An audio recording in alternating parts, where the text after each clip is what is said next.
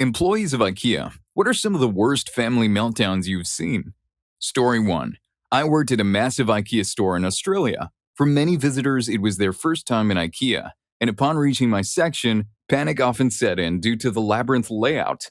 There were numerous breakdowns, mostly involving small children eager to depart. There were so many parents strolling with their kids at 9 p.m. on a school night. Seriously, go home. However, the most memorable breakdown I encountered was when working in home organization. A man stormed up to me, phone in hand, and his family in tow, adamant about purchasing a specific clothes rack, but utterly unable to locate it in this supposedly foolish store. Alright, mate. I was willing to assist, though I wasn't thrilled about the attitude. He presented me with a phone image, a screenshot from a website devoid of context. I had never come across that clothes rack before. It could have been very new, very old, or simply not part of our inventory. I asked if he knew its name. No, that's your job, he replied, with his agitation increasing. Yet I couldn't search with only an image. I searched our store's website, but the elusive clothes rack remained nowhere to be found. I asked if he was certain he checked our IKEA store's website specifically, since I knew not all IKEA stores stocked the same items. Instantly, he felt insulted. Of course, he had checked the right website. I switched to clueless salesgirl mode and requested him to show me. He pulled up the website, and there was the clothes rack unmistakably on another store, target.com.au. He noticed and stormed off without a word. I found great satisfaction in observing him getting lost, doing a few loops through the store before finally finding the exit. I bet the look on that guy's face was priceless. There's nothing more satisfying than seeing a dirtbag realize he's a complete moron. Story 2. I have two. While working in the kitchen accessories department, a middle-aged man approached me, asking about the location of our budget-friendly white plates. These plates were the most affordable ones available, typically coming in a single color and being directly sold off the pallet. However, about a month ago, the color had been switched from white to a light beige shade. I proceeded to explain this change to the customer. However, instead of understanding, he began to raise his voice, insisted that he owned a restaurant, and that I should retrieve more white plates for him. Realizing I was dealing with an irrational person, I went to the computer to check for any remaining stock just to show my attempt to assist him. I even showed him the screen displaying a complete absence of stock of the requested plates. His face turned red and he started blaming me personally for the gasoline he had used to drive his Audi A8 here, questioning if I understood the amount of fuel such a car consumes. He began yelling, drawing attention from the entire floor. I struggled to control my laughter, realizing I was already smiling, which only angered him even more. Our conversation turned into something like this. "You're going to pay for the gas I spent driving here," he demanded. "I doubt that, sir," I said. "Listen here, kid. I'm going to drive back home, load up all those white plates into my car, and dump them in front of your store. And you're going to compensate me for every single damage," he yelled. "Well, that's a good idea," I replied. I wasn't intentionally rude. I simply wanted to witness what he would do. However, he demanded to speak to my manager and reiterated everything he said, including the details about his Audi A8's gas mileage, everything. In the end, he purchased the light beige plates. The second incident occurred during my third day at IKEA. While still wearing my "I'm new here" badge, a lady approached me, inquiring about plates specifically designed for serving slugs, escargot plates. Despite it being only my third day, I knew we didn't stock those plates and honestly mentioned that I hadn't even seen them before. She promptly replied, "If I were your boss, I'd fire you on the spot," and stormed away. What did I do, lady? Story 3. It's about the IKEA car park. A few years ago, my wife sent me to IKEA on a Saturday. I mean, we all know that IKEA turns into some real Lord of the Flies type situation on the weekend. It's like every person descends upon the place and it's a free-for-all. You just know that some unfortunate soul will be like Piggy and get a lamp bashed on their head during heated argument over some cheap yet tastefully designed piece. And the car park. Oh, the car park. What can I say? That dreadful place fills up by around 10:30 a.m., and it's as if everyone decides to park there for the entire day. So you've got cars circling for hours, desperately searching for that one vacant spot, even if it means squeezing into spaces so tight that opening the doors becomes a rear tailgate or a kick out the rear window maneuver. But not me. I'm ahead of the game. I planned this trip all week, ever since my wife said, "I need you to go to IKEA on the weekend. Here's the list of things I want: I got there early and I snagged everything on the list. It's all there. I looked at the storage area, loaded everything onto my cart, and made it to the checkouts without even giving a menacing look to a single person. But in the car park, that was a different story. I was busy packing stuff in the car, and it was a lot of stuff. My electric screwdriver at home was charged and ready for an afternoon of building flat pack furniture. But still, it took some finagling to get all of the stuff into our car. And somebody had noticed that there was a parking space about to become free. They were waiting. They had been waiting for 5 minutes. He beeped his horn, just a little polite beep. I gestured to the boxes that I still had to place in my car. I packed, I shifted things around, I cursed. He beeped his horn a couple more times, somehow managing to convey that he was getting somewhat impatient. I smiled at him, gestured to my furniture. I finally had it all loaded, carefully checked that I could close the back of my car. He tooted his horn again. I looked at him, and he gestured for me to get a move on. I was less than pleased with his gesturing and impatience. It offended me mightily. I slowly sauntered back with my cart to the nearby bay.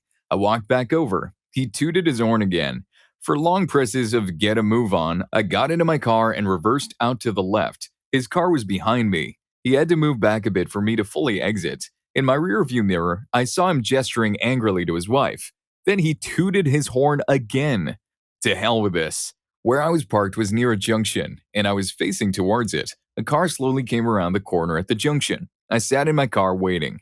The car in front of me stopped. I gestured for him to take the space. He did. The guy behind me went absolutely crazy, honking his horn. I could see him in the rearview mirror getting out of his car. I rolled down my window, gave him the internationally recognized sign of F you, and drove off. Oh, Karma, you big, curvy, and beautiful woman. Oh, how I love thee. Story 4. We needed a new mattress. My wife insisted that we pay the $99 for delivery. I was adamant that I could get it home on the roof rack. I strapped the mattress to the roof of the car, securing it with ratchet straps across all 4 corners. That thing wasn't going anywhere. As we started our journey home, we opted for surface streets instead of the highway. Everything was going smoothly until we hit a stretch with a 50 miles per hour speed limit. We were cruising along when a big truck zoomed past us. Immediately after it passed, I glanced in the rearview mirror and saw the mattress fly off the car. Holy freaking crap!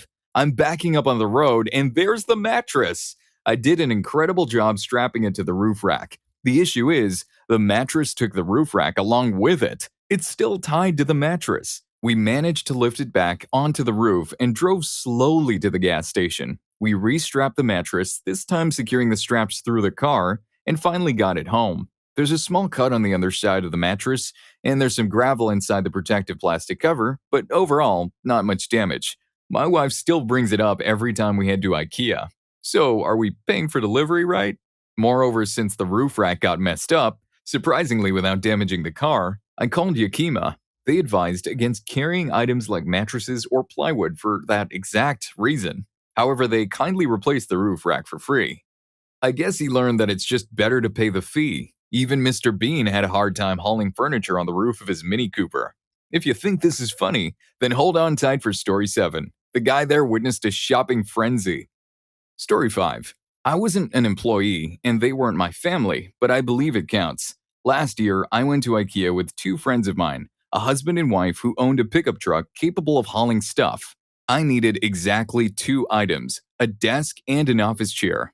They were just accompanying me to browse around while I shopped. I entered the store, picked out a desk and a chair, and jolted down the numbers, in and out of the office section in 90 seconds. But it was too late. Their attention had already been hijacked, and the next 20 minutes were spent discussing potential couches, chairs, dressers, beds, and more. It all culminated in my friend saying the single worst thing he could have said at that moment. This will be such a pain to move. We're moving? Why are we moving? You know, I've always wanted to move to Colorado.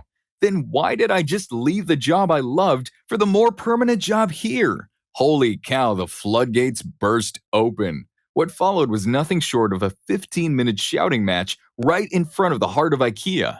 It continued through the whole warehouse, through the checkout line, and spilled into the parking lot. It began with his desire to move and a preference to stay, but swiftly escalated to discussions about jobs, school, families, children, and ended abruptly when she snatched the keys from his hand, unleashed a stream of obscenities at both of us, and sped off. If you've never had to call someone to pick you up with a couple of boxes because your friend just went through a divorce in the middle of an IKEA parking lot and your ride drove off, well, it's not an experience I'd recommend. Nevertheless, the desk still holds up.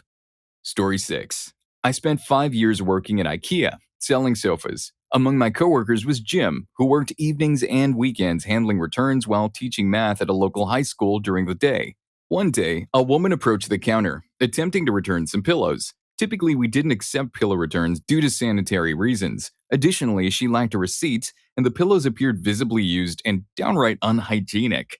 Jim politely explained our return policy, emphasizing that we only accepted products within 30 days of purchase, with the receipt and in unused, original packing. However, this didn't sit well with her, and she erupted into screaming at Jim. Her behavior was spiteful and cruel. Jim, who had moved to the US from another country and spoke impeccable English with a slight accent, was mocked for his accent and told to speak English. She repeatedly hurled insults, declaring he was stupid and would never amount to anything, implying he was incapable of getting a real job and so forth. Meanwhile, her teenage son was in the background, pleading with her to stop shouting at Jim. He begged her to cease the argument so they could leave. Eventually, she turned around to scold her son and questioned why he cared so much. That's when her son said, "That's my calculus teacher." A parent-teacher night had been scheduled a few weeks later, but his father had attended alone. Story 7. I went to the Vancouver IKEA, and they had a children's play area that was packed with kids, around 100 of them. Some were supervised from the outside, while others were entirely unattended. Suddenly, the power went out without any warning. Emergency lights flickered on, but the play area remained quite dark. Chaos ensued. The kids started shrieking, crying, and running around in the darkness. The power outage lasted perhaps only 2 minutes, but the resulting chaos was quite something. When the lights came back on, it resembled a battleground. Some kids were bruised, others had the distant, shell-shocked stare of war veterans. A few had formed a bond in the tunnels and were reluctant to leave. Some were entirely missing, probably slipping away into the well-furnished maze that is IKEA. Oh, and the meatballs were pretty good too. Overall, I'd rate it 10 out of 10, but that experience set the bar high, making any future visits pale in comparison. Story 8. 2 words. Black Friday. It was 9:55 and we were set to open at 10. We were almost done with our operations. All that remained was putting on some children's kitchen sets. What we hadn't realized was that they were 50% off. I only had 2 pallets left to set up when the store opened and the stampede began. It was chaos. People were running, pushing, and shoving their way through. They were battling to get their hands on these kitchen sets, and when they spotted my pallets, they tore them open to grab the merchandise. Suddenly, a woman started screaming and charged at the guy who had taken the last one off the pallet. Completely oblivious to the 2 full pallets nearby, I had to intervene, pulling her off him, and security arrived shortly after. After about 10 minutes, the pandemonium subsided and I began the cleanup. At that moment, an elderly couple approached, asking if there were any kitchen items left. I placed one in their cart, all while my coworkers laughed at the absurdity of the situation. That's so messed up. I could imagine it like a crossover between Crossed and 28 Days Later happening in real life. Crazy discounts can surely turn shoppers into zombie hordes. Ever had an IKEA experience as crazy as this one? Share your story in the comments below. And don't forget to give this video a thumbs up and subscribe to my channel today. Story 9. I was at an IKEA one day getting a dresser. I was walking through the small items section between the showrooms and the warehouse for stuff like plates and such. And I saw this guy looking in this bin for shower curtain rods, or maybe just regular curtain rods, I can't remember. The bin was empty, but there was a nearby shopping cart with one in it. It was clearly someone's shopping cart that they had left sitting while they went to get something else. The guy took the curtain rod from the cart and was leaving when the owner returned and caught him. The guy refused to give the curtain rod back to the original person, and a physical altercation ensued. Yes, 2 grown men fought over a cheap IKEA curtain rod until security and employees came and broke it up. Story 10. A guy came in and wanted something that we only had in the air, so it would have just required a forklift to get the product down, which we didn't do with people in the store for fairly obvious safety reasons. I told him we could get it down right after the store closed for him, but that was not an acceptable answer. He proceeded to lose his cool on me, demanding I bring out a forklift and take it down. As this was happening, his wife and two small children walked up.